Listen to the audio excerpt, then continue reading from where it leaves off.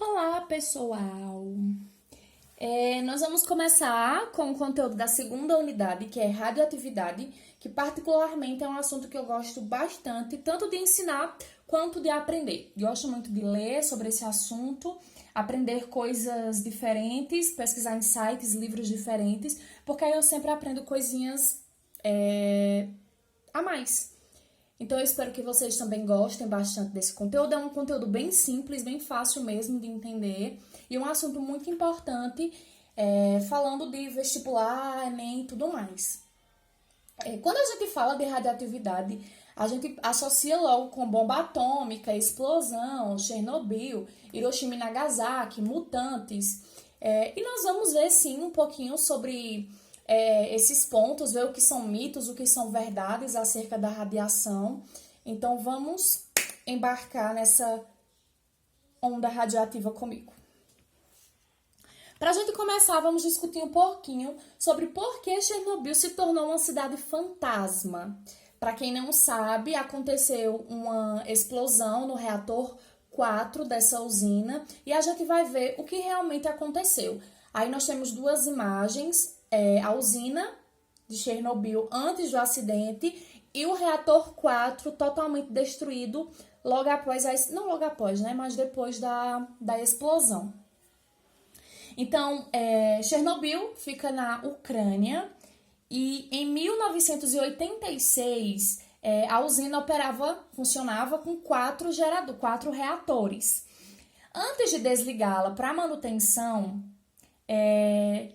pretendia-se testar um novo mecanismo de emergência. Então, eles iniciaram o teste. O sistema de resfriamento de emergência foi desligado, mas o reator ele continuou em funcionamento. O teste ele não estava previsto pelo sistema automático de controle, então houve um desequilíbrio no sistema de vapor e provocou vibrações e aumentou a quantidade de calor produzida pelo reator. Então, os alarmes eles começaram a disparar, que era para dizer, galera, bora desligar aí o reator que tá com algum problema, alguma coisa tá acontecendo. Só que a galera pensava que isso fazia parte do teste, então desligaram os alarmes. Vocês precisam ver a minha cara de indignação. Então eles desligaram os alarmes e continuou esse teste de resfriamento por 24 horas. Então o que foi que aconteceu? Uma grande explosão, seguida de outras explosões e mais outras explosões. E foi aí que a galera, se a gente observar na imagem, a gente vê que a usina é muito grande. Então, houve a explosão no reator 4, a galera que estava perto aí do reator 4 morreu na hora, obviamente, e a galera que estava nos outros setores aí da usina viu a explosão e pensou, caraca, velho, deu merda. Então começaram a correr, né, ligar aí para emergência e tudo mais. O resultado foi destruição total do núcleo do reator e a destruição total do sistema de resfriamento, que liberou vários produtos voláteis, que evaporam muito rápido. Então, durante o controle dos incêndios, os bombeiros receberam altas doses de radiação. Então, dentro desse reator, eu vou passar um filme para vocês, que é Pandora, que vocês vão entender melhor, porque fala de uma usina nuclear. É um filme muito bom. Já assisti várias vezes e todas as vezes eu fico assim impactada. É um filme realmente muito bom. E vocês vão entender melhor, porque ele explica bem direitinho como que funciona uma usina nuclear. Então, quando esse reator explodiu, liberou, né, a fumaça, digamos assim, que continha altas doses de radiação. Além de 31 vítimas fatais, então, na hora ali, morreram 31 pessoas e foram hospitalizadas outras 132 pessoas. No dia seguinte, a população da cidade de Chernobyl, ela acordou com a terrível notícia de que o reator 4 havia explodido. O acidente causou a morte de milhares de pessoas. São estimadas 28 mil. Deixando muitas outras sofrendo graves consequências. pelo efeito da radiação. Então, existem diversos tipos de radiação, a gente vai ver mais pra frente, e algumas delas causam desequilíbrio no corpo, ferimentos graves, lesões bem graves. 31 pessoas morreram de imediato e mais de 28 mil morreram no total. Muita gente morreu também porque ficou com muito medo dos efeitos da radiação. Então, a radiação é uma poeira, digamos assim, são ondas que possuem corpo ou podem ser eletromagnéticas, e elas, por ser ondas, elas se espalham facilmente. Então, elas podem ser disseminadas na água, no solo, absorvida pelo corpo. E aí, o corpo pode, dependendo da dose de radiação, o corpo pode entrar em colapso e a pessoa acaba morrendo. Só que voltando, né, muitas pessoas nem morreram da radiação em si. Elas cometeram suicídio pela histeria do medo, né, do que poderia gerar. Tá eu ali, ó. Então aí a galera vendo a explosão. E aí eu coloquei algumas imagens de mutações genéticas que acontecem por causa da radiação. Lógico que essas pessoas não foram as pessoas que já existiam. Por exemplo, esse menininho. Ele era um feto, a mãe absorveu radiação, então houve mutação genética. E aí, ó, animais com 4 patas traseiras, pessoas com cabeça grande, perna comprida. É só vocês darem um Google que vocês vão ver mais imagens com o efeito da radiação. A radiação ela afetou tanto os animais como os seres humanos, e a radiação foi tanta ainda, que a cidade ela continua fantasma. Então, as pessoas que não tiveram grandes consequências, elas tiveram que sair do local, tiveram que procurar outras casas, outra cidade para poder morar. Para acessar a radiação, muitas outras pessoas também tiveram que morrer. Então, se nada tivesse sido feito, o reator ele estaria emitindo uma grande quantidade de radiação ainda. À medida que os anos vão passando, a radiação ela vai diminuindo. Só que a gente tinha que parar a fonte da radiação, que era o reator 4. Então, pegaram, né, contrataram uma galera, os operários, pagaram uma indenização para as famílias, e essas pessoas elas foram tampar o reator 4 com concreto, com chumbo, que a gente vai ver que é um dos materiais que consegue parar a radiação. As ondas elas não conseguem ultrapassar uma placa grossa de chumbo e concreto.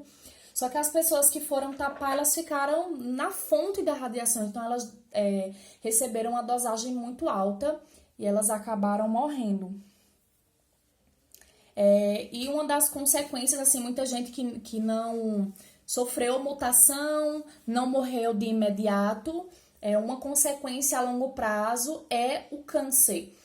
Então, as pessoas que receberam uma certa dosagem de radiação, dependendo do seu organismo, elas tiveram alterações genéticas que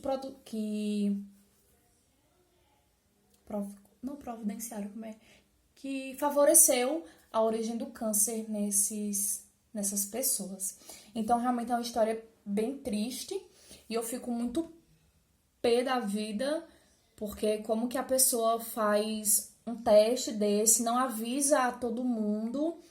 E o que mais me dói, assim, é o fato de você contratar a galera pra tampar o reator 4, porque é uma galera que sabe que vai morrer, sabe? É você dar adeus aos seus filhos, à sua família, à sua esposa, pra morrer, pra salvar a vida de outras pessoas, né? Então, são heróis. Eu fico muito triste. Mas a radiação não é só explosão, mutação genética, tem a parte boa também.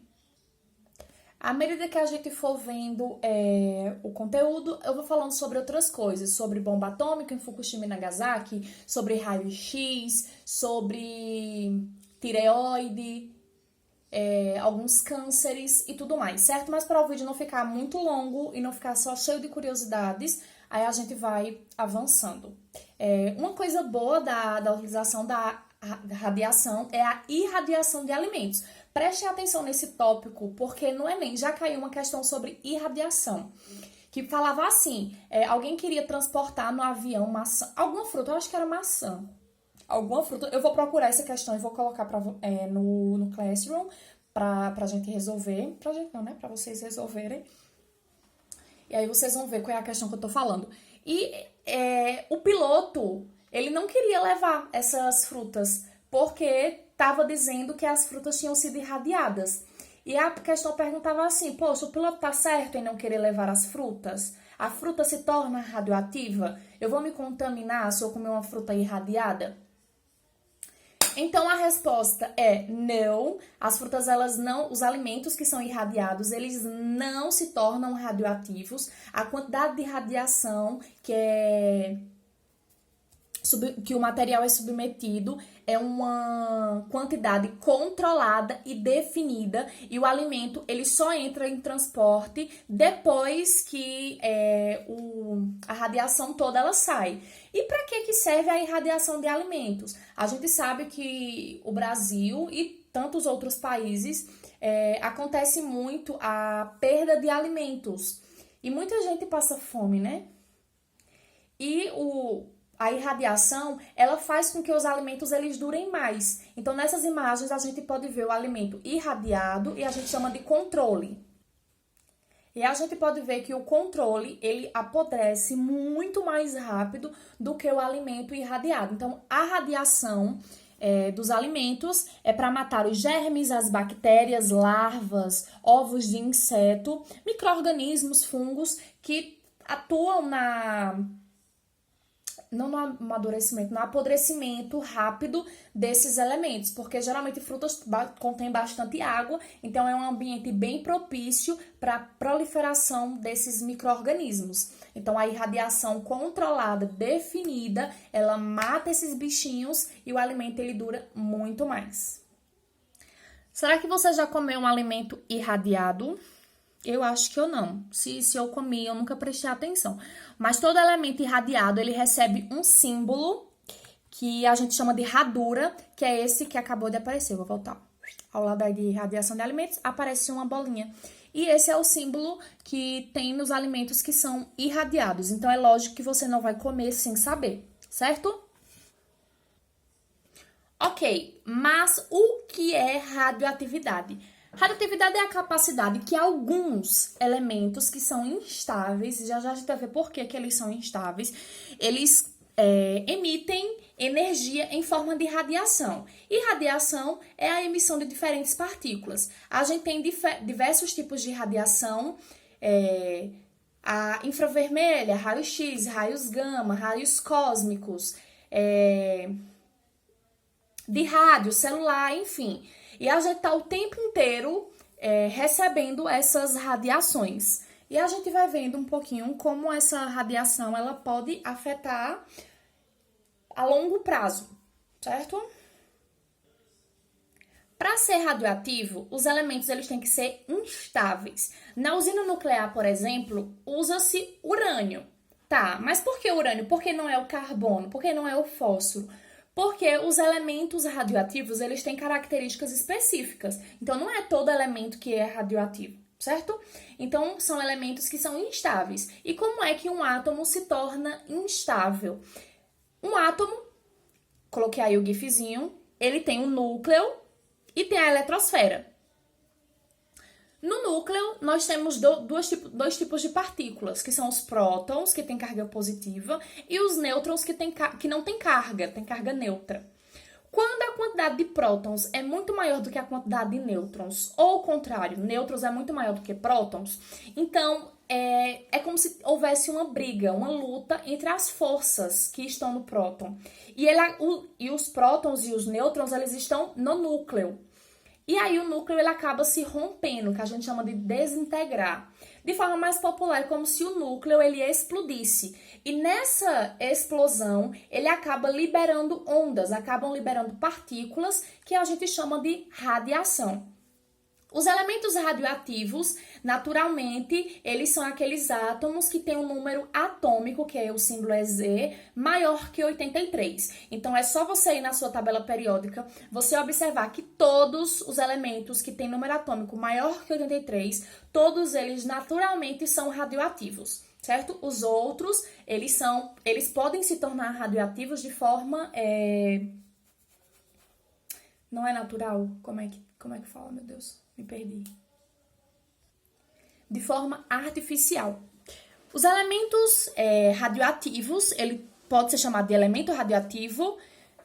Esse elemento radioativo, ele tem um isótopo, que são átomos que têm o mesmo número de prótons, ou seja, é o mesmo elemento, só que muda o número de massa. Aí a gente chama de isótopo radioativo ou nuclídeo, certo? Então, sempre que eu ouvir essas três palavras aí, a gente tá falando de elementos que emitem radiação, ok? Eu falei que a radioatividade é a emissão de radiação e que radiação são partículas. A gente tem diversos tipos de partículas radioativas. Só que as mais trabalhadas, as mais importantes, são a partícula alfa, beta e os raios gama. Nessa imagem aqui, a gente tem raios alfa, beta, raios X, raios gama e partículas de nêutron. E a gente vai ver a intensidade dessas partículas. Então, aí é um núcleo, um átomo, um elemento químico. Deixa eu colocar aqui a setinha. Ele foi bombardeado. Então, é um processo também de você forçar a radiação, é você romper o núcleo. Para você romper o núcleo do átomo, você tem que bombardear, você colocar em alta velocidade uma outra partícula para se chocar com o elemento. Aí, nesse choque, o núcleo ele vai se quebrar. Então, quando o núcleo se quebra, e se ele eliminar a partícula alfa? Então, a partícula alfa, ela não consegue atravessar nenhuma folha de papel. A partícula beta, ela atravessa a folha de papel, só que ela não atravessa o corpo humano. Os raios X, eles atravessam a folha de papel e atravessam o corpo. Por isso que a gente consegue ter os exames de raio X. Só que ele não consegue atravessar uma placa grossa de aço. Aliás, atravessa, né? Atravessa até uma placa grossa de aço. Os raios gama atravessam a folha de papel, o corpo, o aço, só que ele é rompido com uma barra super grossa de concreto, que foi o que eu falei lá da usina nuclear. Lembra que eu falei que no reator 4, o saco que a gente chama de sarcófago, fizeram um sarcófago.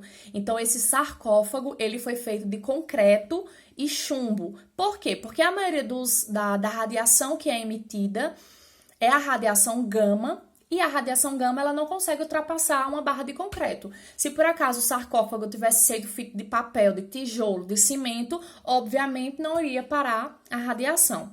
E as partículas de nêutron, elas sim conseguem passar um pouco, penetrar um pouco as barras de concreto.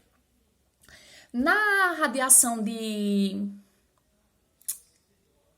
Chernobyl, também são liberadas partículas de nêutron, que aí é o que vai bater em outros núcleos, em outros átomos que são formados e vai gerar uma sequência. Tipo, não é só um átomo de uma molécula de urânio que é radioativa. Aliás, a gente tem milhões e milhões e milhões de moléculas. Então, cada núcleo vai liberando a sua radiação, e a sua radiação vai batendo em outro átomo, que vai gerando radiação, que a gente chama de reação em cadeia. Então, uma vai gerando muito mais. E as partículas de nêutron, elas conseguem ultrapassar uma parte do concreto. Por isso que o sarcófago, ele precisa ser refeito. Eu vi ano passado que estavam não selecionando, né? Mas tipo, acho que é uma seleção, vendo quem queria, os operários, pessoas que queriam para ir lá em Chernobyl para fazer uma nova parede de concreto e chumbo. Porque aí, com o tempo, já faz muito tempo, foi em 1985, 86, que aconteceu, já faz um tempinho. Então, o concreto, ele vai se rompendo, né? Então, nêutron atravessa um pouquinho, então rompeu. Aí já vai chegando mais longe, quando vê. Aí antes que destrua todo o concreto e libere uma grande quantidade de radiação, então é necessário refazer o sarcófago. A gente vai estudar as 3 radiações mais importantes, que é alfa, beta e gama. Vamos começar pela radiação alfa. Aqui a gente tem um átomo, um núcleo de átomo, e aqui ele está liberando, expulsando 2 letrinhas P e 2 letrinhas N, que é o que caracteriza a partícula alfa, que é a emissão de 2 prótons e 2 nêutrons. A massa de qualquer elemento químico a gente pode calcular por P mais N, prótons mais nêutrons. Então, se eu tenho 2 prótons e 2 nêutrons, a massa da partícula alfa é 4. O símbolo de alfa é alfa. A carga é positiva, por quê? Porque prótons são partículas positivas e a gente tem 2. Então, a carga do alfa é mais 2. Como a gente viu no slide anterior, é uma partícula que tem baixa velocidade, porque como ela tem massa 4, então ela não consegue percorrer muito longe numa alta velocidade, certo? Então tem baixa velocidade, tem menor poder de penetração, mas ela tem um alto poder de ionização. E o que é isso? É a tendência de você capturar elétrons de outros elementos. Então vamos supor que eu fui atingido por uma quantidade de radiação alfa. Não vai passar pelo meu corpo, que não atravessa nenhuma folha de papel, né? Só que as radiações, elas são acumulativas. Então, se eu recebo uma dosagem de radiação alfa, tá, não aconteceu nada, aí eu vou receber mais uma dosagem, nada. E vou recebendo, vai chegar um momento que o meu organismo ele não vai suportar. Ou então se eu ingerir, porque aí se eu ingerir já vai estar dentro do meu organismo as partículas. Então o que é que vai acontecer? A partícula alfa, ela vai roubar elétrons de substâncias que existem no meu corpo. Então vamos supor que eu tenho água, a gente tem água. E a partícula alfa vai roubar o elétron da água.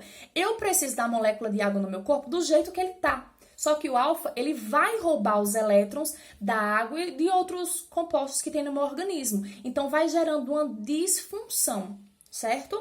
Então, não é uma partícula perigosa no sentido de emissão de corpo, mas se você ingerir, e uma pesquisa indica que o cigarro, ele emite radiação alfa. Então, quando você fuma bastante, então como eu falei, a radiação ela é acumulativa, então a dosagem ela sempre vai estar no meu corpo. Então, eu tomei uma radiação, não sumiu do nada, não, ela vai ficar ali. Se eu tomar mais, então vai acumulando essa radiação. Por isso que pessoas que fumam têm o quê? Câncer. Como eu falei, o câncer é um dos... não dos sintomas, um dos... Eu vou dizer sintomas porque eu esqueci a palavra, tá? É um dos sintomas aí da radiação. A partícula alfa, ela tem o símbolo 4, né? Como eu já falei aqui. O número atômico é 2, geralmente a gente escreve o número atômico embaixo e o número de massa em cima. Então, a gente vai ver bastante isso aqui, ó. O símbolozinho, um número em cima e um número embaixo, tá? Massa e número atômico. A próxima partícula é a partícula beta, que é a emissão de um elétron e um neutrino, certo? Então, a gente tem aqui um núcleo bastante recheado de prótons e nêutrons e ele vai emitir um elétron. A massa é 0 porque o elétron ele tem massa desprezível. O símbolo é esse Bzinho aqui, que é o símbolo da letra grega beta. A carga é negativa por quê? Porque o elétron é a partícula negativa do átomo. Alfa é positiva porque emitiu próton. E o beta é negativo porque emitiu elétron. Então, tem maior velocidade que alfa, já que não tem massa. Então, se não tem massa, muito mais leve, consegue ir muito maior, né? Mais rápido. Maior poder de penetração que alfa, então pela imagem, a partícula beta ela consegue chegar ali no corpo, ela não vai conseguir penetrar, mas chegar ali no corpo. E tem também alto poder ionizante, só que é menor do que o do... Eita, eu tô no alfa, né? Menor poder ionizante. Então tem um poder ionizante, só que é menor do que o alfa. Tá? Então, tem maior poder de penetração, só que um menor poder ionizante. Então, se eu ingiro radiação beta, então é muito menos arriscado eu vir a ter câncer, já que ela não consegue desestabilizar as células do meu organismo. Como é que a gente escreve as partículas beta? Então, o símbolozinho beta, em cima a massa, que é 0, e embaixo, que é a carga, -1, ok?